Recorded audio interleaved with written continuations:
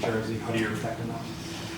Yeah, I was proud of the team. I thought they demonstrated a level of grit that you need if you're going to be competitive with the Lions and competitive with Ireland, number 2 team in the world. And I think we made them work pretty hard tonight to get the win.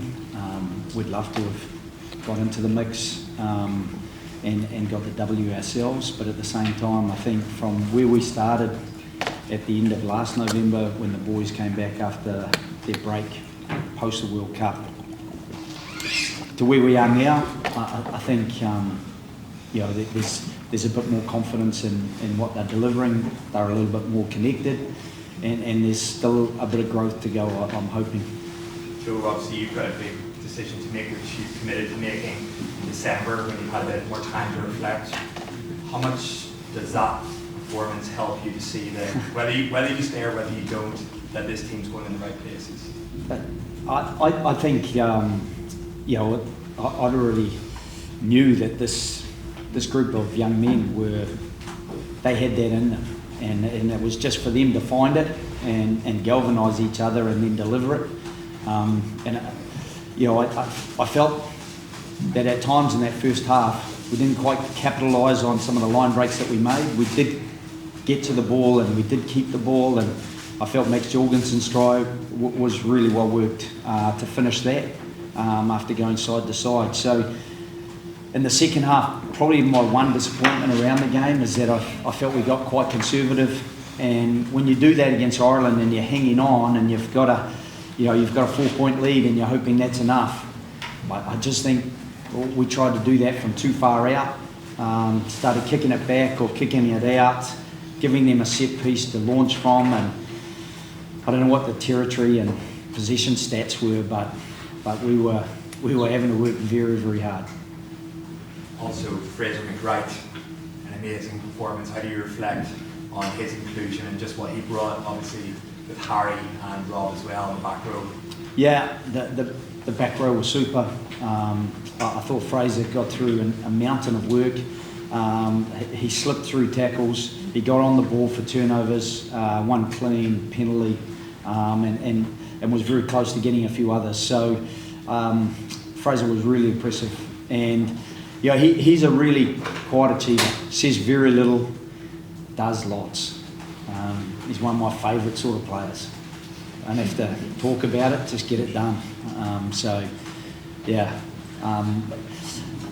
I think the whole back row really were working pretty hard to try to get it done tonight. You said that you want to get the side looking as good as possible to face the Lions. Do you think now that you've got a team that's ready, will be ready to take them on when they come over? Maybe not yet, but I think and I hope our supporters and supporters of the Lions can see enough in what we've delivered in these last 4 weeks to think that they're going to be entertained and that it's going to be a contest. And so that's what I'd love to see, and maybe not yet. We've still got some work to do for sure. And I felt that there were times tonight where we've still got some guys who've only played a couple of tests and they're still learning. And they're not going to get a lot of learning as far as test matches are concerned next year, but the Super Rugby window will be great for them to build again. And I've got to say, the Super Rugby coaches, I talk to them often, and we're going to try to keep building that momentum. And by the time the Lions arrive, I'm hoping next July that you'll see a Wallaby team worthy of taking them on head on. Harry, you won a turnover, you personally won a turnover when Ireland were on 5 or 6 phases in your 22. It was like the oxygen just went out of the ground. It was like that was it felt like Ireland were done. Did you think at that point, regardless if you were running low and juice, that you said, yeah, okay, we might have to turn a corner here? No, I definitely didn't think that. They were relentless there in the second half. Obviously, when we were ahead there, we had plenty of confidence, and I guess I was very proud of our defensive effort, especially in that second half. We kept on showing up for each other, and I think that's definitely our standard defence-wise. But that's probably what Joe said. We probably needed to get down there and get some points because they kept them coming, and they eventually got over there. Joe, you managed to disrupt some of their set piece stuff, a couple of intercepts. How much of that did you see opportunity in, or was that the players taking a chance? No, obviously I've watched them play for a long time, and we felt that there were places that they would try to attack, and I felt that we scrambled really well and got a bit of pressure through the line on their pass receivers, which then can create a few turnovers, but obviously not quite enough of them because they kept that pressure on toward the end, and as Harry said, they were relentless. Joe, can I ask you two things? Just the performance of Sam Prendergast, one of the younger guys that you probably didn't know an awful lot about. Some of the older guys obviously you knew pretty well, just what you made of his performance, and also it was such a long week, such a lot of hype about you coming back here. What was it like for you today again?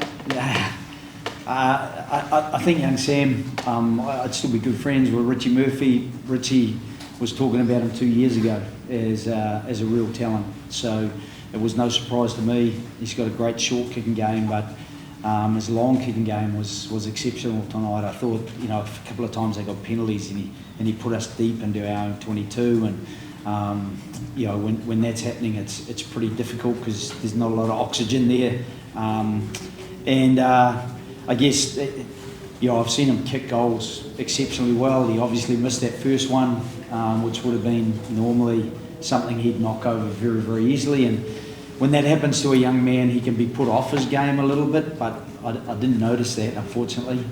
He certainly still looked pretty much on his game. So playing in the Ireland system, you've always got options inside out, and so that takes a bit of the pressure off. I felt we did isolate him a few times tonight and really get some pressure on him, and he did look a little bit flustered, which is unusual for the young man that he is. He's usually very, very calm. So yeah, he's got great potential. I've got to say, I'd be a fan of Jack Crowley as well. I think Jack is a super player, and a very brave one. He's a very good defender.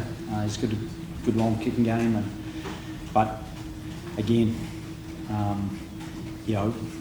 for me coming back, it was just about the team and trying to prepare this team as best I could without being too distracted by the number of catch-ups I've had during the week. I'll head home to Churchtown for a week and catch up with family and catch up with friends over the next week or so. So how closely did your game plan mirror the one that you and Ian put into place at the quarterfinal? It was a little bit similar in some ways in that we had a lot less ball in Ireland, and it's just about being, we're talking a little bit about, you can't beat them with a sledgehammer. You've got to get the scalpel out and you've got to be accurate, and that's the best way to try to open them up. And probably a disappointment is I felt we probably opened them up just enough times to get enough scoreboard separation. When you get 13-5, that's a nice separation. If we could have scored first after half time and it's our kick-off and we're kicking deep and then suddenly give up a penalty and they come closer. And so, that was probably a disappointment because I just felt if we could have built on that lead in the first 10 minutes after half time, it could have been just emphasise the pressure that Ireland were under. One of the back, please. Yeah, Joe, just on being back again, good to see you again. Have you obviously left after the World Cup and you didn't get a chance to say goodbye to a lot of people here. Have you felt appreciated again, just going about your daily business by the public? Have you felt that appreciation of people being grateful? It's been a bit embarrassing though, that boys give me a hard time. We got on a plane and I had a selfie with these ladies, and then one of them turned around when we were all boarded and yelled out to me that there was a spare seat up next to her, and the boys thought that was hilarious, so I've copped it from them, but I've felt the same warmth that I felt for 10 years here.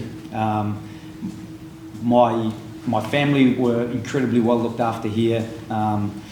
you know, I think they talk about Dublin and how some kids, they stay at home forever.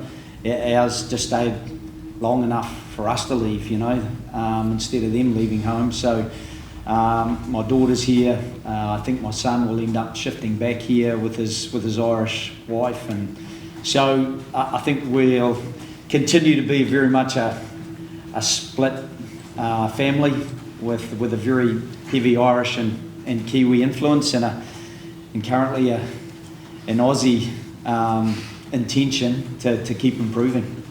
Joe, could you just rate that performance against the other Northern Hemisphere matches that you played? I know you beat England, you played Wales 3 times and you won those, Georgia in there as well. But could I suggest to you that was the best performance maybe of all of the ones that you guys put in, given it was at the end of the bit and you were a bit tired? And did you vote? Yeah. I was talking to the bus driver and I said, maybe he'd drop me off and I'll have a vote here. And I was talking to Tommy Bowe on Wednesday, and he does the breakfast TV, and so I tried to get some intel from him on who I should vote for. So I knew I shouldn't vote by the time I got that intel from Tommy. So no, I didn't vote, but yeah. All that trouble, all those exams, all of that learning the national anthem. Yeah, no, I almost fell into the national anthem today, but I stuck with Australia Fair. So. Yeah, it's a very good performance. I thought our second half, maybe against the All Blacks in Sydney, was probably as good as we went as well. We lost that one by 3 points as well. So when you're losing by 3 to the All Blacks in Ireland, you do feel like you're not that far away from the top table, that you can't keep building and be competitive. And from a year last year where Portugal and Georgia were the only scalps, and a number of losses in and around that, and the disappointment of missing out on the playoff stages of the World Cup. I'm heartened by where we've got to, and determined by what's in front of us. Joe, last one here. Sorry, this goes. Joe, I was just going to ask, you talk about growth to come. What happens next with the squad? How much time do you have in terms of, I don't know whether you'll get any sort of warm-up games together as a group, and when you talk about the Super Rugby coaches, can you put together a kind of framework for them to help you in terms of getting who you want to get to? No, it's a good question. I think the first flight leaves for Australia at 5 a.m, so we haven't got a lot of time. And I'm not sure how much of that time they'll be really intentional about listening to much, because I think they're going to celebrate the end of the season, 13th Test match. So we'll get together for a couple of days in January 8 to 10, and that will allow us to sign off on this year and plot our way ahead, and then we get together a week or two before the Lions arrive. So that in itself is a real challenge, but I do think we've built enough confidence and cohesion this year that we can pick it up again, late June, early July next year. And that in itself is a challenge, but it's a great challenge. That's the way I'd see it, and certainly the way the players would see it as well. That that challenge is balanced by opportunity. What a fantastic opportunity to play against the Lions. It's usually only once that you get that chance, because it's only once every 12 years. If you're James Slipper and you hang around for long enough, maybe you get a couple of shots at it. But certainly for young by comparison, Harry, just turned 25, he's probably not thinking about playing against him at 37, but you never know. This is the last one here, please. Joe, Ireland went in as heavy favourites, and it's a tag that has never really sat easily on Ireland's shoulders when they're expected to win games. 14 points favourites, I think. Do you use that? Were you talking about that to your players beforehand? Are you aware of maybe how Ireland jam up when they're expected to win? No, I don't see Ireland like that. There were times where we won 12 games in a row, and the expectation grew with each win that we had. So, in my experience, to get to world number one, and they've spent a fair bit of time there now, the expectation to win, that doesn't weigh too heavily on their shoulders. It more gives them a bit of confidence that that's the level they're capable of. Because you don't earn that without delivering very good performances. So it wasn't a focus for us. You know, we probably focused the least on our opponent that we've focused for quite some time, just because we had 2 short trainings on the back of a 12-month season and a 6-day turnaround, plus a travel across from Edinburgh. We just wanted to try to get ourselves sorted. And so, you know, I didn't even really get to talk too much about Ireland because there wasn't a lot else we could fit into the week.